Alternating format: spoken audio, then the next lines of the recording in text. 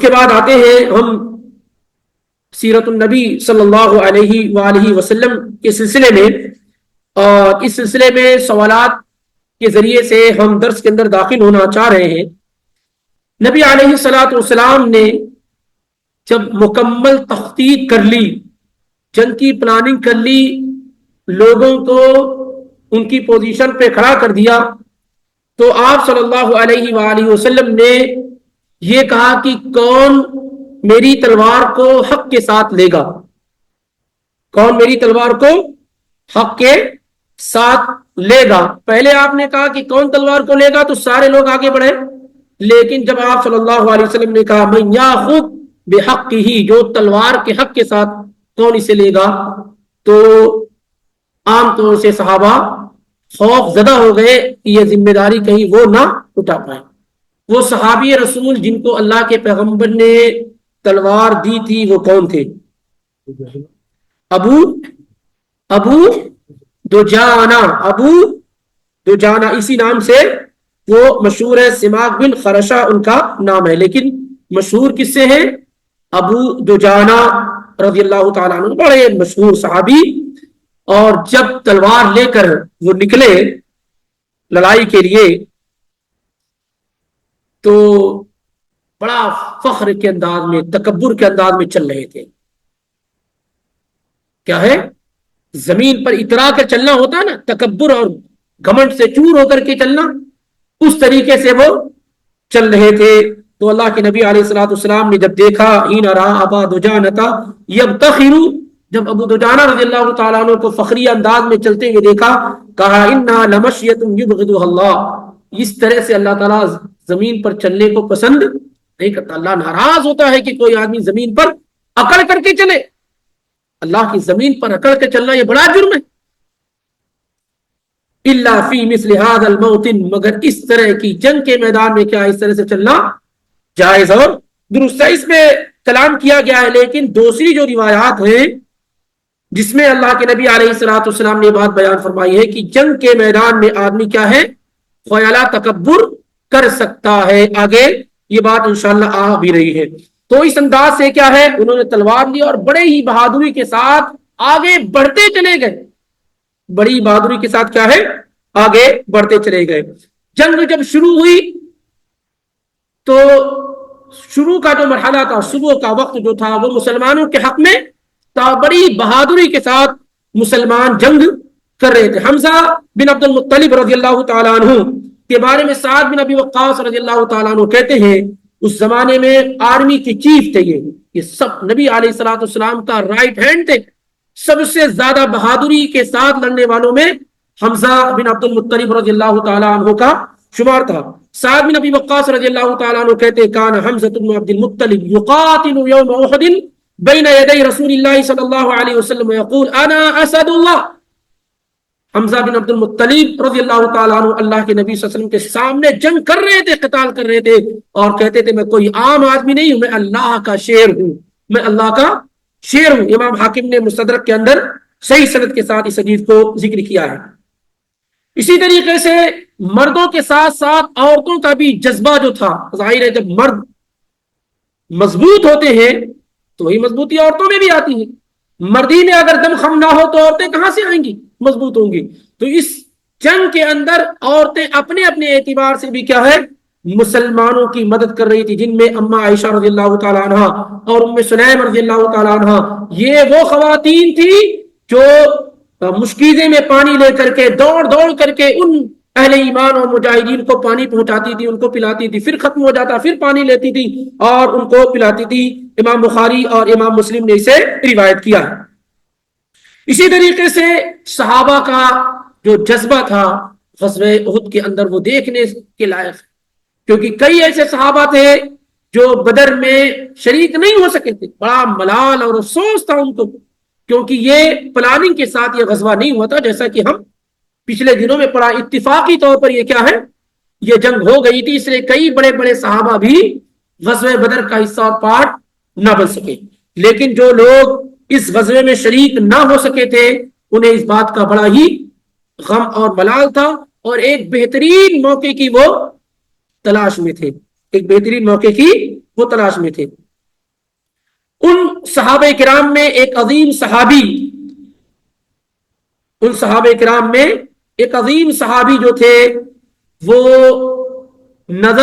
انس بن نضر رضی اللہ تعالیٰ عنہ تھے. انس بن نضر رضی اللہ تعالیٰ عنہ یہ انس بن مالک رضی اللہ تعالیٰ عنہ کے چچا ہے. انس بن مالک رضی اللہ تعالیٰ عنہ کے چچا, ان کا نام بھی انس بن النضر رضی اللہ تعالیٰ عنہ تھا. بخاری اور مسلم کی روایت کے مطابق وہ غزوہ بدر میں شریک نہ ہو سکے. اللہ کے نبی علیہ الصلوۃ والسلام کے پاس اور کہنے لگے کہ پہلا غزوہ میں آپ کے ساتھ اس میں شریک نہ ہو سکا, غائب رہا, میں آپ کے ساتھ نہیں رہا. لئن اللہ اشہدنی قتال المشرکین, اگر اللہ رب العالمین نے موقع دیا دوبارہ مشرکین سے قتال کرنے کا تو اللہ تعالیٰ دیکھے گا کہ میں اس کی راہ کے لیے کیسے لڑائی کرتا ہوں, کیسے اس کی راہ کے لیے اپنے آپ کو قربان کرتا ہوں. فلما كان يوم احد وانكشف المسلمون, جب غزوہ احد کا دن آیا اور آپ جانتے ہیں کہ شروع کے مرحلے الگ تھے, بعد کے مرحلے الگ ہو گئے.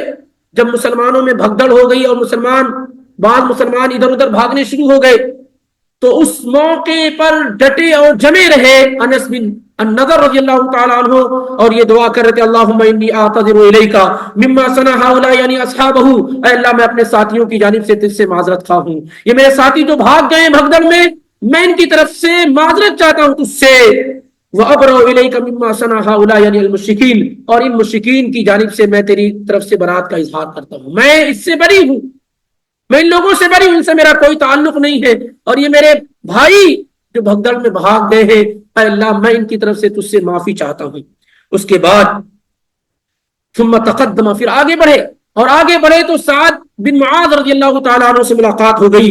کہنے لگے یا سعد الجنت ورب النظر, اے سعد مجھے جنت چاہیے, میں جنت کا طلبگار ہوں, اور میرے والد کے رب کی قسم مجھے جنت چاہیے. انی اجد ریحها من دون احد, مجھے تو احد پہاڑ سے جنت کی خوشبو آ رہی ہے.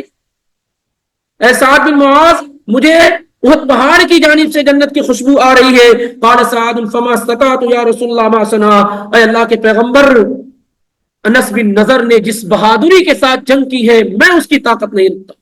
سعد بن معاذ رضی اللہ تعالیٰ عنہ نے کہا کہ میں اس کی طاقت نہیں رکھتا ہوں.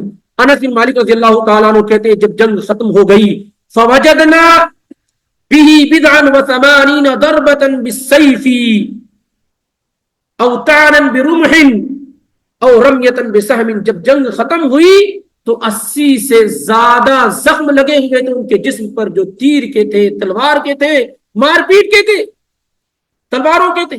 80 سے زیادہ زخم ان کے جسم پر لگے ہوئے تھے. فوجدناه قد قتل وقد مثل به المشركون, ہم نے انہیں اس حال میں پایا کہ وہ شہید کیے جا چکے تھے اور مشرکین نے ان کا مسئلہ بھی کر رکھا تھا, ان کے ٹکڑے ٹکڑے کر رکھے تھے. فما عرفه احد الا اخته ببنانه, کوئی آدمی انہیں پہچان نہیں پا رہا تھا یہ کون تھے, کون ہے یہ انس بن نضر کو کوئی پہچان نہیں رہا ہے. ان کی ایک بہن آئی, انہوں نے ان کے انگلیوں کے پور اور انگلیوں سے پہچانا کہ ان کے بھائی انس بن نضر رضی اللہ تعالی عنہ ہے. پھر اس کے بعد وہ کہتے ہیں کہ میرا خیال یہ ہے کہ یہ آیت انہی جیسے لوگوں کے بارے میں نازل, من المؤمنین رجال صدقوا ما عاهدوا الله علیہ فمنهم من قضى نحبه ومنهم من ينتظر وما بدلوا تبدیلا. کتنے ایمان والے ایسے مرد ہیں, ایسے جو ہے بہادر ہیں جنہوں نے اللہ سے وعدہ کر رکھا ہے اور وہ اللہ سے وعدے کو سچ کر رہے ہیں. تو بہت سارے لوگ اپنی جان کو قربان کر چکے ہیں اور بہت سارے لوگ اپنی جان کی قربانی کا انتظار کر رہے ہیں. تو اس میں یہ صحابی رسول بڑے جوش اور جذبے کے ساتھ کیا ہے لڑے. اسی طریقے سے جابر بن عبداللہ رضی اللہ تعالیٰ عنہ کا بیان ہے, بخاری اور مسلم کی روایت ہے کہ احد کے دن اللہ کے نبی علیہ الصلوۃ والسلام کے پاس ایک صحابی آئے اور کہنے لگے ارأیت ان قتلت فأین انا, اے اللہ کے پیغمبر یہ بتا دیجئے کہ اگر آج میدان جنگ میں شہید ہو گیا, قتل کر دیا گیا, تو میں کہاں رہوں گا؟ قال فی الجنہ, نبی صلی اللہ علیہ وسلم نے کہا تمہارا ٹھکانہ جنت ہوگا اگر تم آج اللہ کی راہ میں شہید کر دیے گئے. فالقا تمرات فی یدہ, ان کے ہاتھ میں کھجوریں تھی, تمر تھی, پھینک دیا. ثم قاتل حتی قتل, پھر لڑتے رہے یہاں تک کہ شہید ہو گئے. ایسے ہی ایک صحابی عمیر بن الحمام الانصاری کے بارے میں ہم اور آپ نے بدر کے موقع پہ پڑھا تھا. یہ دوسرے صحابی ہیں, یہ دوسرا واقعہ ہے. وہ صحابی دوسرے تھے اور یہ دوسرے ہیں. اسی طریقے سے ایک اور عظیم اور اہم صحابی اللہ کے نبی علیہ الصلوۃ والسلام کے پاس آتے ہیں, جن کا نام عبداللہ بن عمرو بن حرام الانصاری رضی اللہ تعالیٰ عنہ ہے. یہ جابر بن عبداللہ رضی اللہ تعالیٰ عنہ کے والد ہیں. جابر بن عبداللہ رضی اللہ تعالیٰ عنہ کہتے ہیں کہ میرے والد نے رات میں, کل جنگ ہونی تھی, آج رات میں میرے والد نے مجھ کو بلایا. یہ بھی بخاری کی روایت, اور کہنے لگے کہ میں اپنے آپ کو کل احد کے میدان میں مقتول دیکھ رہا ہوں. میں اپنی پوزیشن کو دیکھ رہا ہوں کہ کل میں احد کے میدان میں شہید ہوا ہوں گا. اللہ کی راہ میں جن کا قتل کیا گیا ہوگا ان میں سے تیرا باپ عبداللہ بھی ہوگا. اے میرے لخت جگر, میں اپنے بعد تجھ سے زیادہ کوئی عزیز نہیں چھوڑ رہا ہوں. سب سے زیادہ عزیز تو ہی میرے یہاں ہے. اللہ کے پیغمبر کے بعد سب سے زیادہ میرے قریب تو ہی ہے. میرے ذمے قرض فإن علی دین فقدی, میرے ذمے قرض ہے, تو میری جانب سے قرض کو ادا کر دینا. اور تیری کئی بہنیں ہیں, میں ان کے ساتھ تمہیں خیر اور بھلائی کی وصیت کرتا ہوں, ان کے ساتھ بہترین برتاؤ کرنا. جابر رضی اللہ تعالیٰ عنہ کہتے ہیں فکان اول قتیل, پہل جو لوگ اللہ کی راہ میں شہید ہوئے احد کے میدان میں, ان میں میرے والد محترم بھی موجود تھے. ودفن معه آخر فی قبر, اور میرے والد کے ساتھ ایک اور صحابی عمرو بن الجموح رضی اللہ تعالیٰ عنہ, دونوں کو ایک ساتھ دفن کیا گیا. لیکن میرا دل نہیں مانا, تو 6 مہینے کے بعد میں نے اپنے والد کو اس قبر سے نکال کر دوسری جگہ کیا ہے دفن کر دیا. اسی احد کے میدان میں جہاں جو مقبرۃ الشہداء, وہاں دوسری جگہ تنہا دفن کر دیا.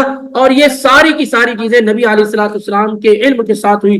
کہتے ہیں 6 مہینوں کے بعد جب میں نے اپنے والد محترم کو قبر سے نکالا تو ہو بہو ویسے تھے جیسے ان کو دفن کیا گیا تھا, سوائے یہ کہ ان کے کان کے پاس تھوڑی مٹی لگی ہوئی تھی. باقی پورا جسم ویسے کیا ہے صحیح سالم موجود تھا.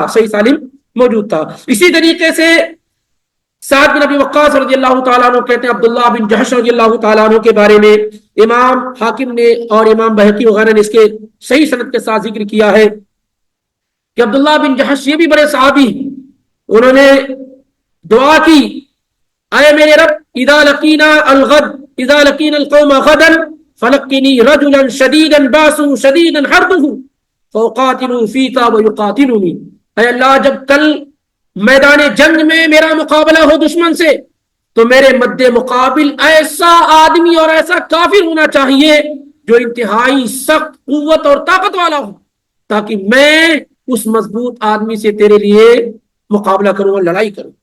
فَوْقَاتِلُهُ فِيكَ وَيُقَاتِلُونِي, میں تیرے خاطر اس سے لیے لڑوں اور مجھ سے لڑے. ثُمَّ ارْزُقْنِي عَلَيْهِ الظَّفَرَ حَتَّى أَقْتُلَهُ, پھر تو مجھے کامیابی دے دینا تاکہ میں اسے قتل کر لے جاؤں. وآخذ سلبه, فقام عبد الله بن جحش ثم قال اللهم ارزقني غدا رجلا شديدا حربه شديدا باسه. المهم یہ ہے, یہ بھی دعا کی کہ اللہ تیری خاطر میرے ناک کان کاٹے جائیں, تیری خاطر میرے ناک کان کیا ہے سب کاٹے جائیں, تاکہ قیامت کے دن میں یہ کہہ سکوں میں نے جان کو بھی اور جان کے ساتھ ساتھ میں نے اپنے ناک کان سب تیرے لیے کیا ہے قربان کر رکھے تھے. یہ دعا کر کے میدان جنگ کے لیے نکلے. کہتے ہیں فَإِذَا لَقِيتُكَ غَدًا قُلْتَ يَا عَبْدَ اللَّهِ فِيمَا جُدِعَ أَنفُكَ وَأُذُنُكَ فَأَقُولُ فِيكَ وَفِي رَسُولِكَ, کہ قیامت کے دن جب مجھ سے پوچھا جائے, اللہ مجھ سے سوال کرے کہ تیرا کان کہاں گیا, تیری آنکھیں تیرا کان اور تیری ناک کہاں گئی, تو میں کہوں کہ اللہ یہ میں نے تیری خاطر تیرے رسول کی خاطر کٹوا دی ہوں. مجھ سے پوچھا جائے تو میں ایسا کہہ سکوں. سعد بن ابی وقاص رضی اللہ تعالیٰ عنہ کہتے ہیں کہ میرے بچوں, جیسے عبداللہ بن جحش نے دعا کی تھی اللہ نے اس کی دعا کو قبول فرمایا, اور میں نے اس کو دن کے آخری حصے میں دیکھا. وَإِنَّ أُذُنَهُ وَأَنْفَهُ لَمُعَلَّقَانِ فِي خَيْطٍ, میں نے دیکھا کہ کافروں نے جن کا مسئلہ کیا ہے, ٹکڑے ٹکڑے کیے تھے, ان میں عبداللہ بن جحش رضی اللہ تعالیٰ عنہ کا کان اور اسی طریقے سے ان کی ناک یہ ایک دھاگے میں لٹکائی ہوئی ہے. اس طریقے سے ان کو جسم سے الگ کر کے لٹکائے ہوئے. تو جو دعا انہوں نے کی وہ کیا ہے قبول ہوگی۔ ایک ایسے صحابی آئیے دیکھیں کہ کیا جذبہ ایمانی ہوتا ہے، ایمان کیا ہوتا ہے، اللہ کی راہ میں جان کو قربان کرنا کیا ہوتا ہے۔ عمرو بن الجموح رضی اللہ تعالیٰ عنہ، عمرو بن الجموح رضی اللہ تعالیٰ عنہ، عمرو بن الجموح رضی اللہ تعالیٰ عنہ لگڑے صحابی، غزوہ بدر میں ان کی اولاد نے ان کو شریک نہیں ہونے دیا، چلنے سے معذور ہیں، چل نہیں سکتے، میدان جہاد میں دوڑنا ہوتا ہے اور یہ پیروں سے معذور ہے، کیسے ان کو شرکت کی اجازت دی جائے؟ اللہ کے پیغمبر صلی اللہ علیہ وآلہ وسلم کے پاس آتے ہیں، کہتے ہیں یا رسول اللہ ارائیت ان قاتلت فی سبیل اللہ حتی اقتل، آپ یہ بتائیے کہ اگر میں اللہ کے راہ میں جہاد کروں یہاں تک کہ میں قتل کر دیا جاؤں، امشی برجلی ہادی صحیحۃ فی الجنہ، کیا یہ بات صحیح ہے کہ میں اپنے قدموں پر صحیح طریقے سے جنت میں چلوں گا؟ میں آج دنیا میں لڑ رہا ہوں، اگر میں اللہ رب العالمین کے لیے لڑائی کرتا ہوا شہید کر دیا جاؤں تو کیا میں جنت میں اپنے پیروں پہ چل کر جاؤں گا؟ کہ یہ بات صحیح ہے؟ تو اللہ کے نبی علیہ الصلوۃ والسلام نے کہا ہاں یہ بات صحیح ہے۔ فقتلوه یوم احد، تو کافروں نے ان کے احد کے دن قتل کر دیا، ان کو بھی، ان کے بھائی کے لڑکے کو بھی، اور ایک ان کا آزاد کردہ غلام تھا، تینوں کو کیا ہے ان لوگوں نے قتل کر دیا۔ جب اللہ کے نبی علیہ الصلوۃ والسلام شام کے وقت جب جنگ ختم ہو گئی، فمر علیہ رسول اللہ صلی اللہ علیہ وسلم، اللہ کے پیغمبر ان کے پاس سے گزرے، جو صبح میں اللہ کے نبی علیہ الصلوۃ والسلام کے پاس آ کر یہ پوچھ رہے تھے کہ اگر میں اللہ کی راہ میں قتل کر دیا جاؤں تو کیا میں جنت میں اپنے پیروں کے بل چلوں گا؟ تو اللہ کے نبی علیہ الصلوۃ والسلام نے ان کو دیکھا، کہا کانی انظر الیک تمشی برجلک هذه سیئۃ فی الجنہ، گویا کہ میں تمہیں جنت میں اپنے پاؤں پر چلتا ہوا دیکھ رہا ہوں۔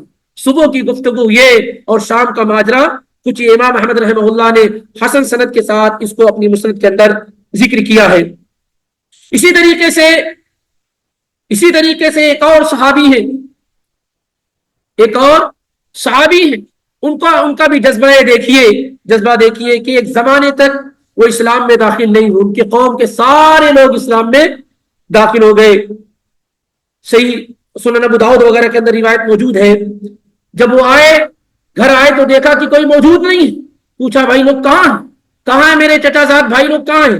تو لوگوں نے کہا سب احد کے میدان میں ہیں، سب احد کے میدان، اس وقت تک ابھی وہ مسلمان نہیں ہوئے، سب احد کے میدان میں۔ فلبس سلامتہ ورکب فرسہ، تو انہوں نے فوراً جنگی لباس پہنا، گھوڑے پر سوار ہوئے، ثم توجہ قبلہم، اور پھر مسلمانوں کے پاس آئے۔ فلما راہم المسلمون، جب مسلمانوں نے ان کو دیکھا، صحابہ نے ان کو دیکھا تو کہا نہیں کہنا یا عمر دور ہٹو یہاں سے، ہم مسلمانوں کی جنگ کافروں کے ساتھ ہو رہی ہے، تم تو خود کفر کی حالت میں ہو، تم ہمارا ساتھ دینے کے لیے کیوں آئے ہوئے؟ یہاں سے ہٹ جاؤ، ہماری جنگ کافروں سے ہو رہی ہے، تم خود کافر ہو، اس لیے ہماری مدد کی ضرورت نہیں ہے۔ تو کہتے انی قد آمنت، میں مومن ہو گیا ہوں، میں ایمان والا ہو گیا ہوں۔ فقاتل حتی جرحا، تو وہ قتال کرتے رہے یہاں تک کہ زخمی ہو گئے، جنگ کرتے رہے یہاں تک کہ شدید قسم کا زخم ان کو ہو گیا۔ فحمل الی اہلہ جریحا، اسی حالت میں ان کو ان کے گھر لایا گیا۔ سعد بن معاذ رضی اللہ تعالیٰ عنہ انہی کے قبیلے کے تھے، آئے تو انہوں نے ان کی بہن سے کہا کہ پوچھو سلی حمیۃ لقومک، یہ عمر نے جو لڑائی کی ہے یہ اپنی قوم کی خاطر کی ہے، قوم کو بچانے کے لیے کی ہے، قوم کے غصے میں آ کر کی ہے، ام غضبا للہ، یا اللہ کے لیے، اللہ کے دشمنوں سے غصہ کھاتے ہوئے اس نے لڑائی کی ہے؟ تو کہنے لگے بل غضبا للہ ولرسولہ، میں نے یہ جنگ اللہ کے لیے، اس کے رسول کے لیے کی ہے۔ فمات فدخل الجنہ، اس میں ان کی وفات ہو گئی تھوڑی دیر کے بعد، اور وہ جنت میں داخل ہو گئے۔ وما صلی للہ صلاۃ، اور اللہ کے لیے ایک وقت کی بھی نماز انہوں نے نہیں پڑھی، ایک وقت کے لیے بھی نماز انہوں نے نہیں پڑھی۔ ان کا نام عمرو بن ثابت بن عقیش تھا، عمرو بن ثابت بن عقیش کا تھا، اور اسیرم کے نام سے مشہور اور معروف تھے۔ اس سے لمبا واقعہ محمود بن لبید الانصاری رضی اللہ تعالیٰ عنہ کے حدیث میں آیا ہوا ہے کہ ابو ہریرہ رضی اللہ تعالیٰ عنہ کہتے تھے کہ حدثونی عن رجل دخل الجنۃ لم يصلی قط، اے لوگوں مجھے ایسے آدمی کے بارے میں بتاؤ جس نے ایک وقت کی نماز نہیں پڑھی پھر بھی جنت میں داخل ہو گیا۔ ابو ہریرہ رضی اللہ تعالیٰ عنہ عام لوگوں سے پوچھا کرتے تھے کہ ایسے آدمی کے بارے میں بتاؤ جس نے ایک وقت بھی نماز نہ پڑھی ہو اور جنت میں داخل ہو گیا. تو جب لوگ نہیں بتا پاتے تو کہتے وہ سعید بن عبد الاشہل ہے, عمر بن ثابت بن عکیش یا وقش, یہ سب کہا گیا ہے. تو لوگوں نے پوچھا کہ کیسے ایک وقت کی نماز بھی نہیں پڑھی اور جنت میں داخل ہو گئے. تو ابو ہریرہ رضی اللہ تعالیٰ عنہ کہتے کان یأبی الاسلام علی قومہ, وہ اسلام کا انکار کرتے رہے, ساری قوم کے لوگ ان کے مسلمان ہو گئے لیکن وہ نہیں ہوئے, یہاں تک کہ بدر کے موقع پر, احد کے موقع پر وہ آئے اور انہوں نے اسلام قبول کیا, اور اسلام قبول کرنے کے بعد جنگ کی اور اسی جنگ میں ان کی شہادت ہو گئی اور ایک وقت بھی نماز پڑھنے کا انہیں موقع نہیں ملا. صحیح بخاری اور مسلم میں نام کی تحدید کے بغیر یہ حدیث موجود ہے البراء ابن عازب رضی اللہ تعالی عنہ سے کہ اتى النبي صلی اللہ علیہ وسلم رجل مقنع بالحدید, نبی علیہ الصلوۃ والسلام احد کے میدان میں ہے, ایک آدمی بالکل جنگی لباس پہنے ہوئے آیا, کچھ چہرہ وغیرہ نظر نہیں آ رہا, اور آ کر کہنے لگا یا رسول اللہ اقاتلوا او اسلموا او اسلموا, اللہ کے پیغمبر پہلے لڑائی کر لوں بعد میں اسلام قبول کروں یا پہلے مسلمان ہو جاؤں پھر لڑائی کروں. یعنی اس وقت تک وہ اسلام میں داخل نہیں ہوئے, جنگی لباس پہن کر آئے اور اللہ کے پیغمبر سے کہتے ہیں اقاتلوا او اسلموا, پہلے قتال کر لوں بعد میں مسلمان ہو جاؤں یا پہلے کلمہ پڑھ لوں پھر قتال کروں. تو نبی صلی اللہ علیہ وسلم نے کہا اسلم ثم قاتل, پہلے مسلمان ہو جاؤ پھر قتال کرو. فاسلما ثم قاتلا, پھر مسلمان ہو گئے اور قتال کیا. فقتلا, تو وہ قتل کر دیے گئے. فقال رسول اللہ صلی اللہ علیہ وسلم عمل قلیلا واجر کثیرا, بہت تھوڑا عمل کیا اور بڑا اجر دیا گیا. کیا عمل کیا انہوں نے؟ ایک عمل کیا, اور وہ اسلام کے قبول کر لینے کے بعد ایک عمل انہوں نے کیا, نہ روزہ نہ نماز نہ حج نہ عمرہ, کچھ بھی نہیں. کیا کیا؟ اللہ کے لیے اپنی جان کو قربان کر دیا. تو یہ صحابی کیا ہے؟ یہ بھی سبحان اللہ ان صحابہ کرام میں سے ہیں جنہوں نے بڑی بہادری کے ساتھ کیا ہے غزوہ احد کے اندر لڑائی اور جنگ کی. اسی طریقے سے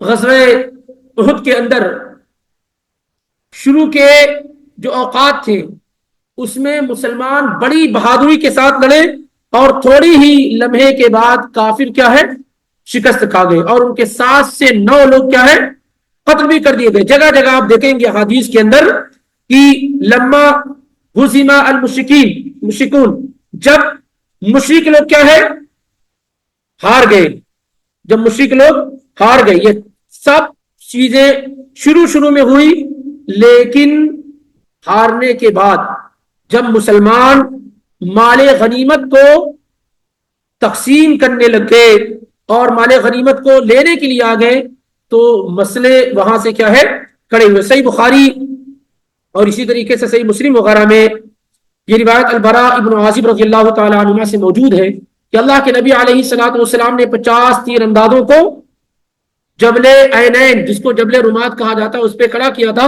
اور کیا کہتا ہے ان رأیتمونا تخطفنا الطیر, اگر تم دیکھنا کہ ہمیں پرندے نوچ کھا رہے ہیں, ہم ہار گئے ہر صورت میں, فلا تبرحوا مکانکم ھذا, اپنے اس جگہ سے ہٹنا نہیں, اپنی جگہ سے کیا ہے ہٹنا نہیں. یعنی بڑی سختی کے ساتھ اللہ کے نبی صلی اللہ علیہ وآلہ وسلم نے منع کیا تھا. لیکن جب جنگ جیت لی گئی اور مسلمان مال غنیمت کو اکٹھا اور جمع کرنے لگ گئے تو اس موقع پر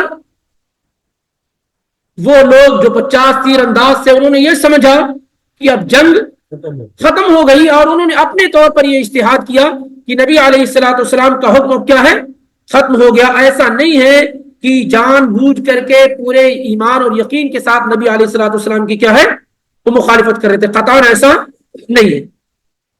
لیکن بہرحال عبداللہ بن جبیر جو لوکر کمانڈر تھے, جو 50 تیر اندازوں کے کمانڈر تھے, انہوں نے ان لوگوں کو بڑی روکنے کی کوشش کی اور کہنے لگا نسیتم ماذا قال رسول اللہ صلی اللہ علیہ وسلم, کیا تم بھول گئے کہ اللہ کے نبی صلی اللہ علیہ وسلم نے کیا کہا تھا؟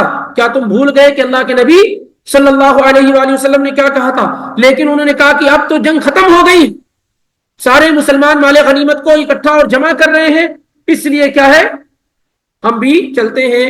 اور عبداللہ بن جبیر رضی اللہ تعالی عنہ روکتے رہے، لیکن اکثر تیر انداز وہاں سے نیچے اتر گئے۔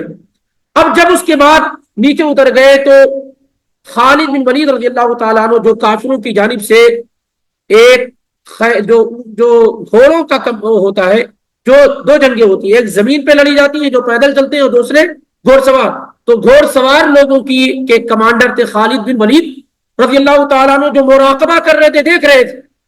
جب انہوں نے دیکھا کہ جبل عینین پہ رمات پر سے فرشتے اپنی پوزیشن سے ہٹ گئے ہیں اور اکثر لوگ چلے گئے ہیں اور سب مشغول ہیں، تو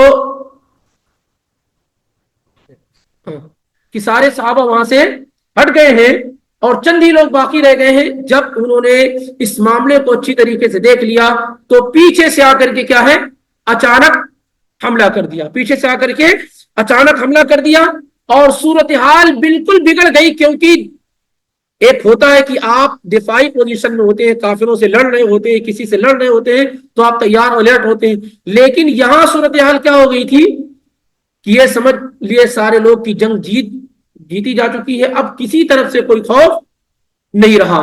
اس وجہ سے وہ اس پوزیشن میں نہیں تھے اکثر صحابہ کرام کہ اب ڈیفنس کر سکے اور دفاع کر سکے، اس لیے جب انہوں نے حملہ کیا تو ایک بڑی بھگدڑ مچ گئی، اور اس کا نقصان یہ ہوا کہ اسی موقع پر ابلیس نے چیخا اور چلایا، کہا تمہارے پیچھے، یعنی اپنے پیچھے لوگوں کو دیکھو، صحیح بخاری کی روایت ہے۔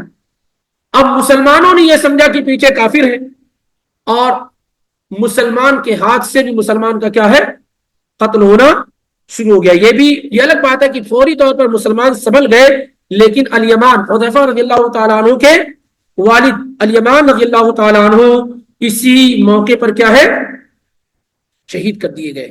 صورتحال جب خالد بن ولید رضی اللہ تعالیٰ عنہ نے حملہ کیا تو صورتحال بالکل بدل گئی، اور افراتفری کا ماحول پیدا ہو گیا، اور ابلیس بھی چیخنا اور چلانا شروع کر دیا کہ یہ تم اپنے پیچھے دیکھو، اور یہ لگا کہ یہ ہمارے پیچھے دشمن ہے، اور مسلمانوں کے ذریعے سے ایک صحابی رسول کا کیا ہے قتل ہو گیا۔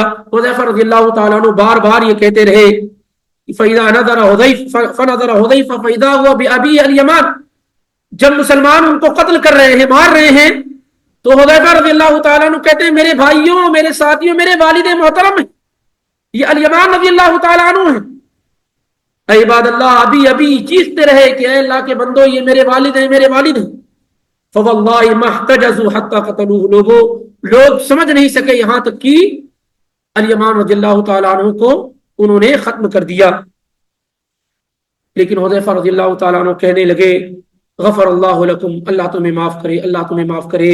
نبی علیہ الصلوۃ والسلام نے قصاص بھی دلوانا چاہا تو اس کو بھی دیت دلوانی چاہی تو اس کو بھی معاف کر دیا، اور برابر وہ ان لوگوں کو کے حق میں دعا کرتے رہے جن کے ذریعے سے ان کے والد محترم کا قتل ہو گیا، یعنی ان صحابہ کرام کے لیے حذیفہ رضی اللہ تعالیٰ عنہ مستقل دعا کرتے۔ راوی کہتے ہیں فما زالت فی حذیفہ منہ بقیۃ خیر حتی لحق اللہ بی، حتی لحق باللہ، کہ برابر وہ دعا کرتے رہے اپنے والد کے قاتلین کے سلسلے میں، یہاں تک کہ وہ اس دنیا سے رخصت ہو گئے۔ کتنا اعلیٰ کہ ان کو یہ احساس ہوا کہ میرے والد کا قتل مسلمانوں کے ذریعے سے جو ہوا ہے وہ غلطی سے ہوا ہے، تو اللہ تعالیٰ سے دعا ان کے حق میں کرتے رہے، بس دعا نہیں، دعا کرتے رہے کب تک، یہاں تک کہ ان کی وفات ہو گئی، یہاں تک کہ ان کی وفات ہو گئی۔ تو یہ بات طے ہے کہ شروع کے جو حالات تھے وہ اس میں اللہ تعالیٰ نے مسلمانوں کی کیا ہے خوب مدد فرمائی۔ عبداللہ بن عباس رضی اللہ تعالیٰ عنہ کہا کرتے ما نصر اللہ تبارک و تعالیٰ فی موطن کما نصر یوم احد، کہ اللہ تعالیٰ نے جس طریقے سے مدد مسلمانوں کی میدان احد میں کی ہے کسی اور جگہ اس قدر مدد نہیں کی۔ تو لوگ کہنے لگتے یہ کیا آپ کہہ رہے ہیں، میدان احد میں تو مسلمان شکست کھا گئے تھے، اور آپ یہ کہتے ہیں کہ میدان احد میں اللہ نے جس قدر مسلمانوں کی مدد کی کسی اور موقع پر نہیں کی۔ تو عبداللہ بن عباس رضی اللہ تعالیٰ عنہ کہتے میرے اور آپ کے درمیان جو چیز فیصلہ کرنے والی ہے وہ اللہ کی کتاب ہے. اللہ تعالیٰ قرآن میں کہتا وَلَقَدْ صَدَقَكُمُ اللَّهُ وَعْدَهُ اِذْ تَحُسُّونَهُمْ بِإِذْنِي، اور اللہ نے تم سے اپنے وعدے کو سچ کر دکھایا جب تم میدان احد میں کافروں کو قتل کر رہے تھے. اور شروع کی پوزیشن کیا ہے؟ یہی تھی.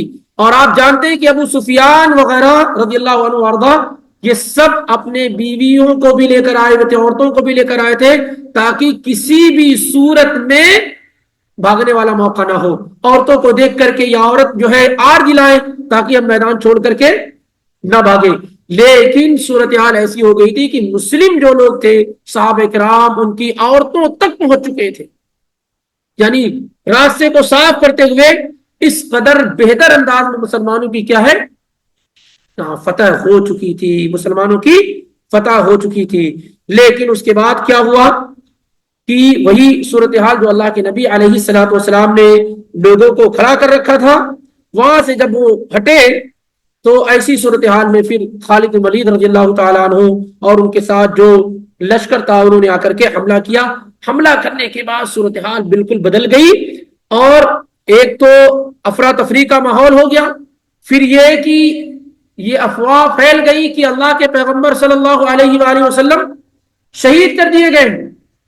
تو اس سے اور جو ہے جوش اور جذبہ لوگوں کا ایک طریقے سے کم ہو گیا اور بڑا سناٹا اور خاموشی ہو گئی.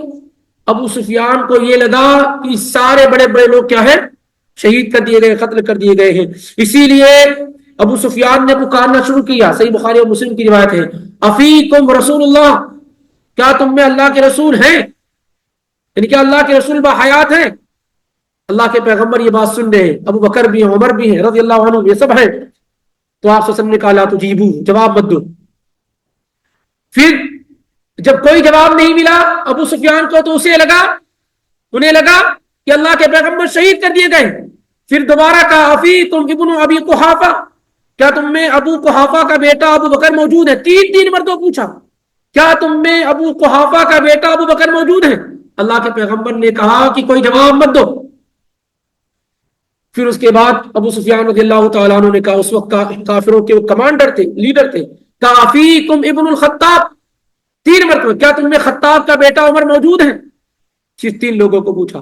کافر لوگ بھی یہ جانتے تھے کہ اللہ کے پیغمبر کے بعد سب سے بڑا رتبہ مقام و مرتبہ ابو بکر اور عمر رضی اللہ تعالیٰ عنہ کا ہے. یہ ہمارے لوگ نہیں جان پاتے، الگ بات ہے، لیکن ابو سفیان بھی یہ جانتے تھے کہ کہاں تک پوچھنا ہے. یہ نہیں پوچھا افیکم عثمان افیکم علی، کیونکہ سب جانتے تھے کہ اللہ کے پیغمبر کے بعد آپ کے جو دونوں باڈی گارڈ ہیں، مسلمانوں کے جو ہیرو ہیں اور جن پر اللہ تعالیٰ کی نصرت اور مدد ہے، سارے صحابہ مقام اور فضیلت رکھنے والے ہیں، لیکن ان دونوں صحابہ کے بارے میں کچھ کہنا ہی نہیں ہے. اسی لیے ان کو بھی معلوم تھا ابو سفیان رضی اللہ تعالیٰ عنہ کو، جبکہ وہ کافروں کی جانب سے تھے، کافروں میں بھی یہ بات مسلم تھی کہ اللہ کے پیغمبر کے بعد سب سے افضل ابو بکر پھر عمر رضی اللہ تعالیٰ عنہ. اسی لیے یہ نہیں پوچھا کہ تم میں عثمان موجود ہے، تم میں علی موجود ہے، یعنی یہ سب نہیں پوچھا. یہی 3 لوگوں کے بارے میں پوچھا، اور جب جواب نہیں ملا تو بہت خوش ہوئے، کہا یہ سارے کے سارے لوگ مار دیے گئے ہیں، اگر زندہ ہوتے تو ضرور جواب دیتے. اب جب ابو سفیان نے یہ کہا ما ملک عمر نفسہ، اب عمر رضی اللہ تعالیٰ عنہ اتنی دیر سے اپنے آپ کو روکے ہوئے تھے. نبی صلی اللہ علیہ وسلم کہتے تھے جواب مت دو، جواب مت دو، روکے ہوئے تھے. لیکن جب یہ کہا کہ یہ سارے کے سارے لوگ کیا ہیں ختم ہو گئے ہیں، اگر ہوتے تو ضرور جواب دیتے، تو عمر رضی اللہ تعالیٰ عنہ چیخ اٹھے جھوٹ بولتا ہے اللہ کا دشمن، ہم سارے لوگ الحمدللہ بحیات ہیں اور تیرا کام تمام کریں گے، تجھے برے وقت میں لے کر آئیں گے. پھر اس کے بعد ابو سفیان نے نعرہ لگانا شروع کر دیا کہ اولو حبل، حبل کی جے ہو. تو اللہ کے نبی صلی اللہ علیہ وسلم نے کہا عجیب، جواب دو، ابو سفیان کا جواب دو، یعنی حبل کی جے ہو. تو اللہ کے نبی صلی اللہ علیہ وسلم نے کہا جواب دو. تو صحابہ نے کہا کیا جواب دیں؟ تو اللہ کے نبی صلی اللہ علیہ وسلم نے کہا کہ کہو اللہ اعلی و اجل، اللہ سب سے اعلیٰ ہے، سب سے بزرگ ہے. یہ جواب دیا اللہ اعلی و اجل. پھر اس کے بعد ابو سفیان نے کہا لنا العزا ولا عزا لکم، ہمارے پاس عزا تمہارے پاس عزا نہیں. تو اللہ کے نبی صلی اللہ علیہ وسلم نے کہا جواب دو. صحابہ نے کیا کیا جواب دیا؟ کہا کہو اللہ مولانا ولا مولا لکم، اللہ ہمارا مددگار ہے اور تمہاری کوئی مدد کرنے والا نہیں ہے. پھر اس کے بعد ابو سفیان نے کہا کہ جو جنگ ہوتی ہے وہ سجال ہے، یعنی ڈول کی طرح، کبھی ادھر اور کبھی ادھر.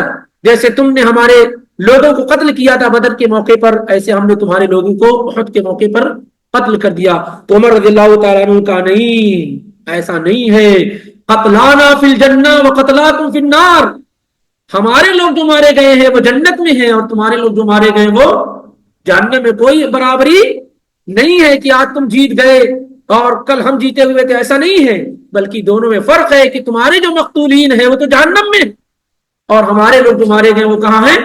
جو قتل کیے گئے وہ جنت میں ہیں. تو اس طریقے سے یہ ایک پوزیشن رہی. اور اس میں کچھ ایسے لوگ تھے جو ٹارگٹ کیے گئے ہوئے تھے، جیسے اللہ کے نبی علیہ الصلوۃ والسلام، بالکل لوگ ٹارگٹ کر رہے تھے نبی علیہ الصلوۃ والسلام کو ختم کرنے کے.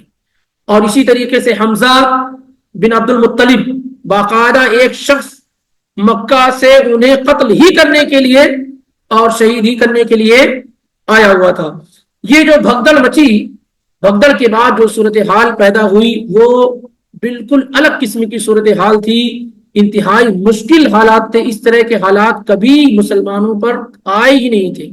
یہاں تک کہ ایسا بھی معاملہ ہوا کہ خود اللہ کے نبی صلی اللہ علیہ وسلم کے ساتھ موجود صحابہ بچے ہوئے تھے، اور ایک ایک کر کے جو آپ کی حفاظت کر رہے تھے وہ بھی شہید ہوتے جا رہے تھے. تو یہاں سے انشاءاللہ رب العالمین ہم یہ دیکھیں گے کہ اللہ کے نبی علیہ الصلوۃ والسلام کو دشمنوں نے کس طریقے سے ٹارگٹ کیا، اور کن صحابہ کرام نے اللہ کے نبی علیہ الصلوۃ والسلام کی جان کی حفاظت کے لیے اپنی جان کی قربانی دے دی، اور کس طریقے سے نبی علیہ الصلوۃ والسلام کو محفوظ کرنے اور بچانے کی کوشش کی. کیونکہ اصل معاملہ ان کا یہی تھا کہ کسی طریقے سے اللہ کے نبی صلی اللہ علیہ وسلم کا خاتمہ ہو جائے تو پھر اور لوگوں سے نبرد آزما ہونا اور لوگوں سے لڑنا آسان ہو جائے گا.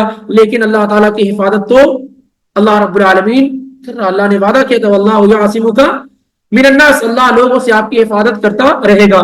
تو فرشتے کی مدد تو صحابہ کرام کے ساتھ نہیں رہی، لیکن دو فرشتے مستقل اللہ کے نبی علیہ الصلوۃ والسلام کے ساتھ لگے رہے، جیسا کہ سعد بن ابی وقاص رضی اللہ تعالیٰ عنہ بیان کرتے، ایک دائیں طرف اور ایک بائیں طرف. اور یہ دونوں فرشتے عام انسانوں کی شکل میں تھے، برابر نبی علیہ الصلوۃ والسلام کا دفاع کرتے رہے، آپ کا ڈیفنس کرتے رہے. مزید یہ کہ آپ صلی اللہ علیہ وسلم کی حفاظت کرنے والے کئی اور نامور صحابہ کرام تھے جن کا انشاءاللہ ذکر آئندہ دنوں میں آپ کے سامنے آئے گا.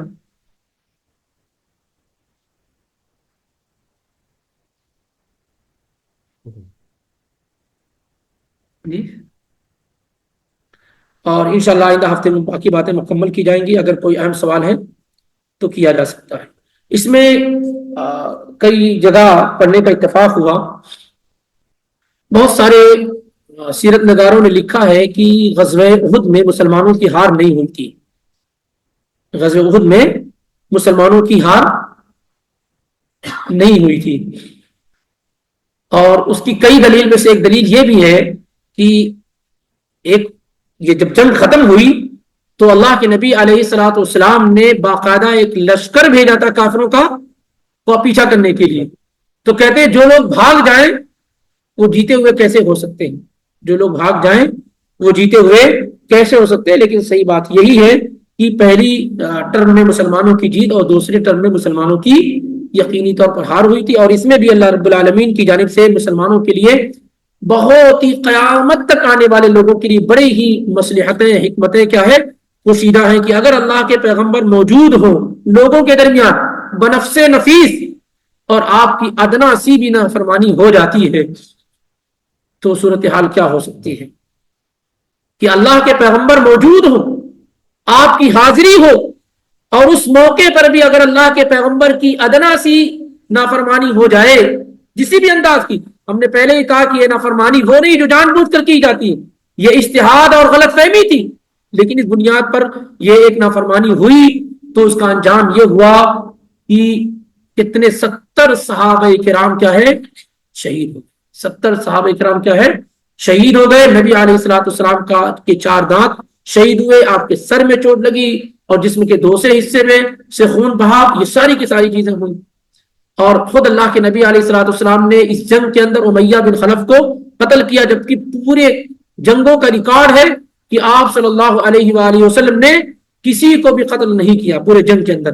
لیکن اسی غزوہ احد میں اللہ کے نبی صلی اللہ علیہ وسلم نے امیہ بن خلف کو قتل کیا، اور یہ پہلا اور آخری شخص ہے جو اللہ کے پیغمبر صلی اللہ علیہ وسلم کے ہاتھوں قتل کیا گیا، جیسا کہ امام حاکم وغیرہ نے اس کو ذکر کیا ہے.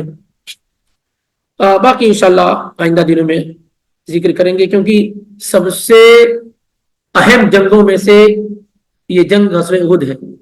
قرآن میں سب سے زیادہ ڈیٹیل اور تفصیل میں اگر کسی جنگ کا ذکر کیا گیا تو غزوہ احد.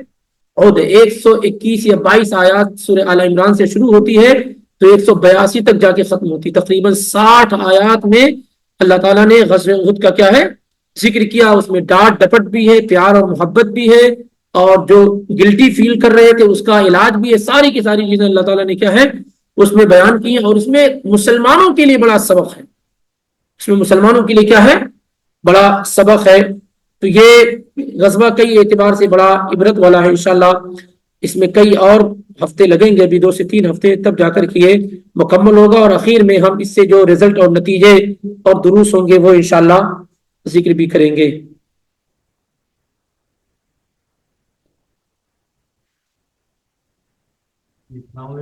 وعلیکم السلام ورحمۃ اللہ. آپ نے کہا کہ سورج ہر دن کے اللہ کے حکم کے تابع ہو کے جب غروب اور جو ہے نا وہ آتی تو جو قیامت والا دن ہوگا جہاں پہ سورج مغرب سے جو ہے نا مطلب نکلے گا، تو اس بارے میں تو قیامت کی بڑی نشانیوں میں سے ہے کہ سورج کا مغرب سے طلوع ہونا. سورج کا کیا ہے مغرب سے طلوع ہونا. اور اسی دن پوچھئے گا جو اس پہ بحث کرتے ہیں، جو سائنٹسٹ ہیں، کہ آج کیوں سورج وہاں سے نکل رہا ہے، تو دیکھیے ان کے پاس کوئی جواب ہوتا ہے کہ نہیں. یہ قیامت کی بڑی نشانیوں میں سے ایک بڑی نشانی کیا ہے سورج کا مغرب سے طلوع ہونا. نبی علیہ الصلوۃ والسلام نے کہا کہ انسان کی دعا اس کی توبہ اس وقت تک قبول ہوتی رہتی ہے یہاں تک کہ سورج مغرب سے طلوع ہونا شروع ہو جائے. جب وہ طلوع ہونا شروع ہو جائے گا تو توبہ کا دروازہ آپ کا کیا ہے بند ہو جائے گا. یہ قیامت کی بڑی 10 نشانیوں میں سے ایک ہے، اور بالکل اخیر میں ہونے والی نشانیوں میں سے ایک ہے. یہ بھی اللہ تعالیٰ کے حکم سے ہی ہوگا. میں ایک سوال کر لوں تاکہ غزوہ احد کس سن ہجری میں ہوئی، کس مہینے میں ہوئی، مسلمانوں کے لیڈر اور کمانڈر کون تھے، مسلمانوں کے لیڈر اور کمانڈر کون تھے اس جنگ میں؟ رسول اللہ صلی اللہ علیہ وسلم. عبداللہ بن جبیر وہ 50 لوگوں کے لوکل کمانڈر ان کو کہہ سکتے ہیں، لوکل کمانڈر وہ تھے. اور جھنڈا کن کے ہاتھ میں تھا؟ جھنڈا جن لوگوں کے ہاتھ میں تھا ان میں کسی ایک صحابی کا نام بتائیے. ہاں نہیں، مصعب بن عمیر. اور جب وہ شہید ہو گئے تو انہوں نے جھنڈا علی بن ابی طالب کو دے دیا، اور دوسرا جھنڈا حباب بن منذر رضی اللہ تعالی عنہ کے ہاتھ میں تھا. غزوہ احد میں شہید ہونے والے کسی 3 صحابی کا نام آپ بتا سکتے ہیں؟ 70 لوگوں میں سے صرف 3 صحابہ کا نام آپ میں سے کوئی بتا سکتے ہیں؟ ایک نہیں، جن کو بتانا وہ ہاتھ اٹھائیں. جی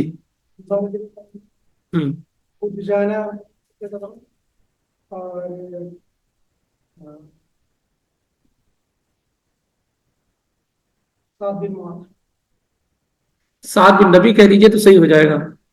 سعد بن نبی کہہ دیجئے، انس بن نضر کہہ دیجئے، مصعب بن عمیر ہے، حمزہ بن عبد المطلب کو آپ نے چھوڑ دیا. اچھا بولے ہیں تو یہ مشہور صحابہ ہیں جو احد کے میدان میں کیا ہے شہید ہوئے. کن کا ذکر ابھی ہوا ہے کہ 80 سے زیادہ زخم لگے اور ان کو مسلح کر دیا گیا تھا، ان کو پہچانا نہیں گیا، ان کی بہن نے انگلیوں اور انگلی کے پور سے ان کو پہچانا. کون سے صحابی تھے؟ انس بن ناظر، انس بن کون سے صحابی تھے جنہوں نے یہ دعا کی اللہ تعالیٰ کل میدان جنگ میں میری ملاقات بڑے ہی سخت طاقت پاورفل آدمی سے ہو اور میرا ناک اور کان کاٹ دیا جائے تاکہ میں تو مجھ سے قیامت کے دن پوچھے تو میں کہہ سکوں تیرے لیے تیرے رسول کے لیے میں نے ناک کان کٹوا دیا. صحابی کون تھے وہ؟ عبداللہ بن جحش. کون سے صحابی تھے جو لنگڑے تھے اور اللہ کے نبی صلی اللہ علیہ وسلم سے انہوں نے اجازت مانگی تھی اس جنگ میں شریک ہونے کی؟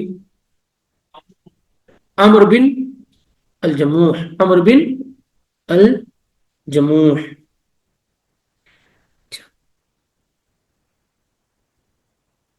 دو خاتون کا ذکر ہوا ہے جو غزوہ احد میں مسلمانوں کو مجاہدین کو پانی پلایا کرتی تھی. ام عائشہ دو، ایک ہوا ہے. دوسرا ام سلیم. یہ کون ہے جانتے ہیں؟ ام سلیم جنتی صحابیہ ہیں. کون بتا سکتا ام سلیم کون ہے؟ ام سلیم بنت ملحان. کون بتا سکتا ہے؟ انس بن مالک کا نام سنا آپ نے؟ ان کی والدہ ہے یہ. اور آپ کو ذکر کر دوں کہ دنیا میں یہ پہلی اور آخری خاتون ہوں گی میرے اپنے علم میں جن کی مہر کیا تھی جانتے ہیں؟ ام سلیم کی مہر کیا تھی؟ ان کا ایمان لانا. ہاں جواب صحیح آتا، لیکن صحابی رسول کو بھی جان لیں کہ جن کی مہر کیا تھی؟ ایمان لانا. ان کی مہر آپ ایمان لے آؤ یہی میری مہر ہے. صحابی کون ہے؟ یہ ان کے پہلے شوہر تھے. جی ان کا ذکر آئے گا بھی آئندہ ہفتے میں انشاءاللہ. ابو طلحہ الانصاری رضی اللہ تعالیٰ عنہ.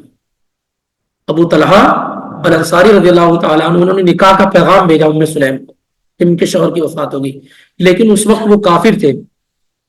تو ام سلیم رضی اللہ تعالیٰ عنہ نے کہا کہ آپ جیسے انسان کا رشتہ ریجیکٹ نہیں کیا جا سکتا ہے. جب انسان میں شرافت ہوتی ہے، کرامت ہوتی ہے، بزرگی ہوتی ہے تو عورت ایسے ہی لوگوں کو چاہتی ہے. لیکن یہ کہ آپ ٹھہرے کافر میں ایمان والی تو ہمارا نکاح نہیں ہو سکتا. اگر آپ ایمان لے آتے ہو تو یہی میری کیا ہے مہر ہو جائے گی. چنانچہ وہ ایمان میں داخل ہوئے اور بڑا کارنامہ ان کا رہا. قبر کی کھدائی بھی وہی کرتے تھے. نبی صلی اللہ علیہ وسلم کی قبر مبارک انہوں نے ہی کھودی تھی. ابو طلحہ الانصاری. زید بن سہیل ان کا نام تھا. اچھا یہ دو خاتون کا ذکر ہو گیا. ابھی آیا ہی نہیں حنظلہ رضی اللہ تعالیٰ. ابھی تو ایک ہفتہ صرف حمزہ بن عبد المطلب رضی اللہ تعالیٰ عنہ پہ لگے گا کیونکہ بہت لمبا واقعہ ہے. جیسے قتل ہوا نبی صلی اللہ علیہ وسلم نے سنا، بیٹھا کر کے سنا آپ نے وحشی بن حرب سے کیسے تم نے میرے چچا کو قتل کیا بتاؤ. لمبی حدیث ہے. تو جب اللہ کے پیغمبر نے بیٹھا کر کے سنا ہے تو ہم اس حدیث کو ویسے ہی سنیں گے جیسے انہوں نے بیان کیا ہے انشاءاللہ. تو بھی ایک لمبا وقت لگے گا کیونکہ یہ تو سب سے اونچا اور اہم نام. آپ جانتے ہیں کہ نبی صلی اللہ علیہ وسلم کی نگاہ میں اس وقت جب حمزہ رضی اللہ تعالیٰ عنہ شہید کیے گئے تو سب سے اہم، سب سے محبوب ترین لوگ تھے، شخص تھے حمزہ بن عبد المطلب رضی اللہ تعالیٰ عنہ. اندازہ ہوگا جب ان کا ذکر آئے. ابھی کئی لوگ حنظلہ رضی اللہ تعالیٰ عنہ، کئی صحابہ کا بھی ذکر کیا ہے باقی ہے جن کی شہادت ہمارے اور آپ کے لیے فخر امتیاز ہے. بہت بڑا فخر. مصعب بن عمیر کا ذکر نہیں ہوا. یہ دوسرے نمبر کے سب سے عظیم شہید ہیں میدان احد کے. مصعب بن عمیر رضی اللہ تعالیٰ عنہ. یہ الحمدللہ ایک طریقے سے کچھ حد تک یہ مکمل ہو گیا اور ناموں کو لکھ لیا جائے، کچھ واقعات بھی ذہن میں رکھے جائیں. سب سے اہم چیز یہ ہے کہ ایسا نہیں ہے کہ یہ ساری چیزیں ایک جگہ آپ کو اکٹھا مل جائیں گی. جیسے آپ الرحیق المختوم اٹھا کے پڑھیں گے تو ایسا نہیں کہ پورے سارے تمام صحابہ کرام کے کردار کو اکٹھا ذکر کیا گیا، بلکہ اصل جو فوکس ہے وہ جنگ پر ہے اور جنگ کے نتیجے وغیرہ پہ. اس طریقے سے بعض صحابہ کا موٹا موٹا ذکر آ گیا. میں پڑھ رہا ہوں تو یہ اندازہ لگ رہا ہے کہ سب جگہ اکٹھا ذکر سب کا موجود نہیں ہے. پھر اس میں یہ کہ روایات کو کاٹنا چھاٹنا بھی ہے کہ صحیح ہے یا ضعیف ہے. جیسے آپ پڑھیں گے کہ حمزہ بن عبد المطلب رضی اللہ تعالی عنہ کو مسئلہ کیا گیا اور اس کے بعد ان کے کلیجے کو چبایا ہند بن ابو سفیان ہند بنت عتبہ نے, ابو سفیان کی بیوی نے. بالکل بے بنیاد بات ہے. کیا ہے الرحیق المختوم میں پڑھیں گے, بالکل بے بنیاد بات ہے اس طریقے سے. اور اس کے علاوہ اور بھی چیزیں ہیں تو انشاءاللہ وہ آئیں گی وقت وقت کے ساتھ. وقت لگ رہا ہے لیکن آئیں گی. تو یہ غلط ہے. غلط ہے, بالکل غلط ہے, ٹوٹل غلط ہے. کیسے لکھ دیا مبارک کیسے؟ ایسے ہی لکھ دیا کہ وہ اس وقت جو ہے کتابوں کی اتنی فراوانی نہیں تھی, کتابوں کی فراوانی نہیں تھی. آپ کو معلوم ہے الرحیق المختوم جب لکھی گئی تو 50 سال سے زیادہ اس کو وقت گزر گیا نا. 70s کی دہائی میں لکھی گئی ہے. یہ اگر آپ دیکھیں تو 50 سال کے قریب قریب ہو گئے یا اس سے زیادہ ہو گئے. تو اس وقت کتابوں کا یہ مزاج نہیں تھا.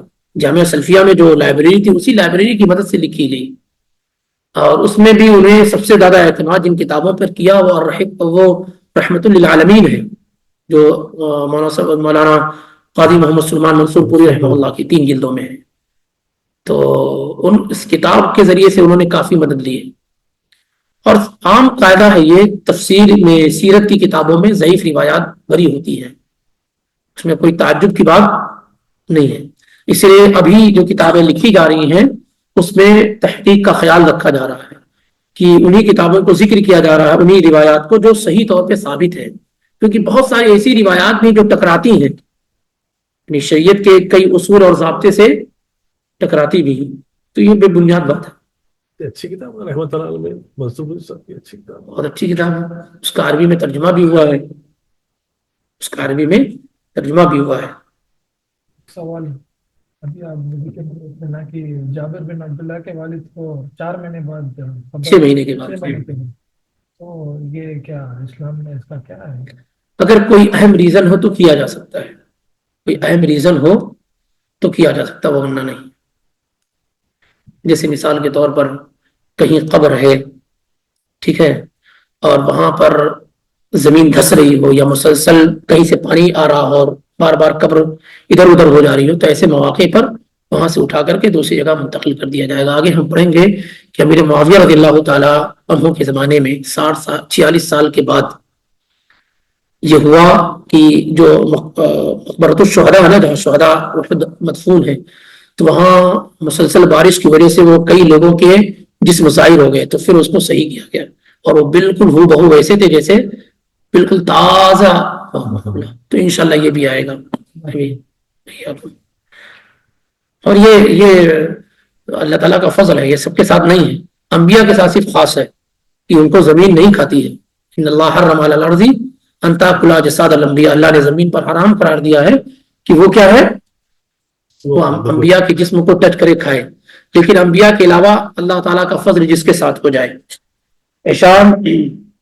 ہشام بن عروہ کہتے ہیں, نہیں عروہ بن زبیر کہتے ہیں کہ جہاں اللہ کے نبی صلی اللہ علیہ وسلم مدفون ہے, آپ کے ساتھ ابو بکر, پھر اس کے بعد عمر, تو پانی ٹپکنے کی وجہ سے چھت نہیں تھا نا, تو پانی ٹپکنے کی وجہ سے آنے کی وجہ سے پیر ظاہر ہو گیا. تو سارے لوگ بالکل خوف زدہ ہو گئے کہ اللہ کے نبی صلی اللہ علیہ وسلم کا پیر مبارک ظاہر ہو گیا ہے, اور ڈر گئے, ایک دم بالکل سہم گئے. تو عروہ بن الزبیر رضی اللہ تعالی عنہ نے کہا کہ نہیں, یہ عمر رضی اللہ, یہ اللہ کے پیغمبر کا پیر مبارک نہیں ہے, عمر رضی اللہ تعالیٰ عنہ کا پیر ہے, کہ عمر رضی اللہ تعالیٰ عنہ کا پیر ہے. بخاری کی روایت ہے یہ. تو ایسا ہو سکتا ہے, اور کبھی ضرورت اگر اس طرح کی ہو تو کیا جا سکتا ہے. کبھی جیسے مثال کے طور پر کہیں آپ کو جگہ نظر نہیں آئی اور آپ نے کافروں کے درمیان جگہ دفن کر دیا کہ یہ نہ ہو کہ لاش ادھر ادھر ہو جائے, اور تو اس کی کرامت اور حفاظت کے لیے آپ نے کیا دفن کر دیا. لیکن جب آپ کو طاقت اور قوت ملی تو آپ اس کو وہاں سے مسلمانوں کے قبرستان میں منتقل کر دیں. یعنی کوئی اہم ریزن ہو تو ایسا کیا جا سکتا ہے, وگرنہ نہیں. اللہ عنہ. دندان مبارک جب شہید ہو گئے, خون جب ٹپکنے سے پہلے جبرائیل علیہ السلام جو ہے مطلب اسپیڈ میں مطلب اب آ کے ہاتھوں کو روک لی، ہاتھوں سے خون کو روک لیے؟ نہیں، خون مسلسل جاری و ساری رہا. آگے آئندہ ہفتے میں انشاءاللہ آئے گا یہ. خون مسلسل جاری و ساری رہا. فاطمہ رضی اللہ تعالی عنہ اور علی رضی اللہ تعالیٰ عنہ اس کو روکنے کی بڑی کوشش کرتے رہے، لیکن خون رکنے کا نام نہیں لے رہا تھا. تو فاطمہ رضی اللہ تعالیٰ عنہ نے کوئی کپڑا یا چٹائی وغیرہ تھی جس کو جلایا. جلانے کے بعد جو راکھ ہوتی ہے نا، اس راکھ سے اس زخم کو لگایا تو خون رکا. اور یہ سب مؤثر طریقوں میں سے، یعنی اثر انداز طریقوں میں سے ہے کہ اگر کسی آدمی کا خون بند نہ ہو رہا ہو تو سوتی کپڑا وغیرہ اس طرح کی کوئی چیز اس کو جلائیے، اس کی راکھ کو لگا دیجیے، خون بند ہو جائے گا. یہ اس زمانے کی بات ہے، بخاری کی بات ہے. انشاءاللہ آگے ہم پڑھیں گے اس کو. مجھے علم نہیں ہے، میں اس کو پڑھ کے آیا ہوں، مجھے یہ بات کہیں نہیں ملی. جبکہ ہاں یہ بھی ویسے جیسا حمزہ رضی اللہ عنہ کلیجے کو جو کاٹ کے ایسے بہت ساری چیزیں مشہور ہیں، اس کا کیا کریں گے، اس کا کیا کریں گے. لیکن یہ کہیں میں نے اس کو پورا نوٹ کیا، کہیں یہ چیز نہیں ملی ہے، کہیں یہ چیز نہیں ملی. اور یہ بھی یاد رہے آپ کے علم کے لیے کہ جو درس ہوتا ہے یہاں پر تو پوری کوشش کی جاتی ہے کہ ہر روایت کو چیک کرنے کے بعد تب آپ کے سامنے اس کو پیش کیا جائے. ہر روایت کو چیک کرنے کے بعد پھر آپ کے سامنے پیش کیا جائے، اور ایک دو کتابوں سے نہیں، 25-50 کتابوں سے اکٹھا اور جمع کیا جاتا ہے. سمجھ رہے ہیں؟ تو اسی لیے یہ چیز مجھ کو کہیں ملی نہیں ہے. آج آپ نے ذکر کیا ابھی تو مجھے پہلی مرتبہ سننے کا اتفاق ہوا ہے، میں نے سنا بھی نہیں تھا. یہ آپ نے پہلی مرتبہ مجھ کو سنایا ہے. اگر مجھے پہلے معلوم ہوتا تو میں اس کو چیک کر کے آیا ہوتا کہ کیا ایسا کسی نے کہا ہے، ذکر کیا کیا. حالانکہ میں نے 8-9 روایات اس متعلق ذکر کی ہیں، اکٹھا کی ہیں، ان میں سے کہیں یہ ذکر نہیں ہے. کہ اگر زمین پہ آپ یہ گرتا، خون گرتا تو مطلب لوگوں پہ آفت آ جاتی ہے. یہ آفت نہیں ہے کہ آپ کا دندان مبارک شہید ہو گیا، یہ آفت نہیں ہے کہ آپ صلی اللہ علیہ وسلم کے سر میں چوٹ لگی، شج راسو، یہ آفت نہیں ہے. یعنی خون گرے گا تبھی آفت آئے گی، دانت گرنے سے آفت نہیں آئے گی. خون بہا آپ صلی اللہ علیہ وسلم کا یہ کافی نہیں ہے، سب بے بنیاد باتیں ہیں نا، سب بے بنیاد. نبی صلی اللہ علیہ وسلم کو دنیا میں اتنی تکلیفیں دی گئیں، اتنی اذیتیں دی گئیں، کتنا خون جم گیا اور کتنی تکلیف ہے. نبی صلی اللہ علیہ وسلم سے زیادہ اس دنیا میں کس کو تکلیف دی گئی؟ آپ خود کہتے ہیں کہ جتنا مجھ کو اللہ کے لیے تکلیف دی گئی کسی بھی شخص کو تکلیف نہیں دی گئی. جتنا مجھ کو ہراسمنٹ کیا گیا کسی کو نہیں کیا گیا ہے. کیا نہیں کیا گیا؟ 1-2 مرتبہ نہیں، 17 مرتبہ سیرت نگاروں نے ذکر کیا کہ آپ پر جان لیوا حملہ ہوا. ایک ایک کر کے آپ کو ہر آدمی مینشن کر کے آپ کو ختم کرنا چاہتا تھا. اس کے علاوہ بھی جو جسمانی اذیت اور تکلیف دی گئی کوئی کم تھوڑی نہ تھی. تو آپ کو بہت تکلیفیں دی گئی ہیں. اتنا سپورٹ کرنے والے صحابہ کرام تو اس کے باوجود یہ صورتحال بنی. پھر یہ ایسا تو ہے نہیں نا کہ صحابہ تو سب کچھ قربان کر دیں گے ایک لمحے میں نبی صلی اللہ علیہ وسلم کے لیے، لیکن آپ خود دیکھیں کہ صورتحال ایسی ہو گئی تھی کہ آپ کے دندان مبارک شہید ہوئے، آپ صلی اللہ علیہ وسلم کو سر میں چوٹ لگی، خون جاری و ساری رہا ہو، روکا نہیں. جبکہ آپ نے، یہ بھی آپ کو معلوم ہونا چاہیے کہ آپ نے 2 زرہ پہنی تھی، 2 جنگی لباس پہنے تھے جو لوہے کا پہنا جاتا ہے نا، 2 پہنے تھے، ایک نہیں 2 پہنے ہوئے تھے. یعنی آپ نے اپنی حفاظت کا پورا انتظام کیا تھا اللہ کے توکل کے ساتھ ساتھ. پھر آپ نے اپنے بچاؤں کے لیے پہاڑ پر جو ہے سکونت اختیار کیا. آپ پہاڑ پہ چڑھ رہے تھے تو آپ چڑھ نہیں پا رہے تھے تو طلحہ رضی اللہ تعالیٰ عنہ اپنی پیٹھ پر ایسے جھکا دیا اور اللہ کے نبی چڑھ کر کے اس پر گئے. یہ سب انشاءاللہ آگے آئے گا. اگر آپ چاہیں تو میں یعنی اس کو ذکر کرنے کا ایک طریقہ یہ ہے کہ ایک رو میں 1 ہفتے میں اس کو ذکر کیا جا سکتا ہے، لیکن چونکہ میں اس درس کو ایسا سمجھانا چاہتا ہوں اور کہ زیادہ سے زیادہ معلومات آپ کے ذہن میں کیا ہے محفوظ رہیں. کوئی ایک واقعہ سمجھ کے نہیں بلکہ اس واقعے میں جن لوگوں نے قربانیاں دی ہیں ان کی قربانیوں سے بھی ہم سیکھنے کی کوشش کریں. ان صحابہ کرام کا ذکر آ جائے، کیونکہ صحابہ کے بغیر نبی صلی اللہ علیہ وسلم کا ذکر ہو ہی نہیں سکتا ہے. نبی صلی اللہ علیہ وسلم کا تعارف کرانے والے صحابہ کرام ہیں. نبی صلی اللہ علیہ وسلم کے لیے صحابہ کس طرح سے قربانیاں دے رہے ہیں اس کا اندازہ صحابہ کرام کی زندگیوں ہی سے معلوم ہوتا ہے. اس لیے اس کو ان تفصیلات کے ساتھ جاننے میں ہمارے لیے کیا ہے بہتری ہے. ہم یہ کہہ سکتے ہیں ہم نبی اور رسول تو نہیں ہو سکتے، لیکن صحابہ کرام کی طرح بننے کی کوشش کر سکتے ہیں کہ کیسے وہ اللہ کے پیغمبر کے لیے قربانیاں دیا کرتے تھے. انشاءاللہ یہ باتیں آئیں گی اور آئیں گی باذن اللہ.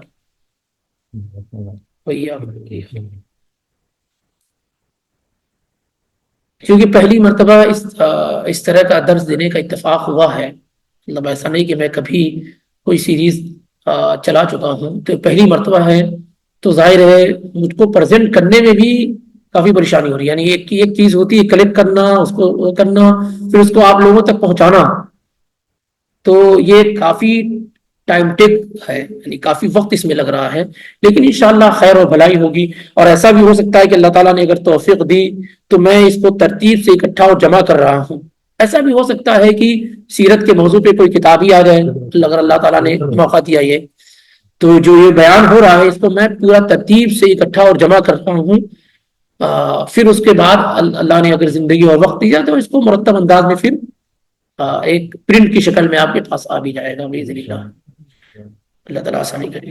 سبحانک اللہم و بحمدک، اشہد ان لا الہ الا انت، استغفرک و اتوب الیک۔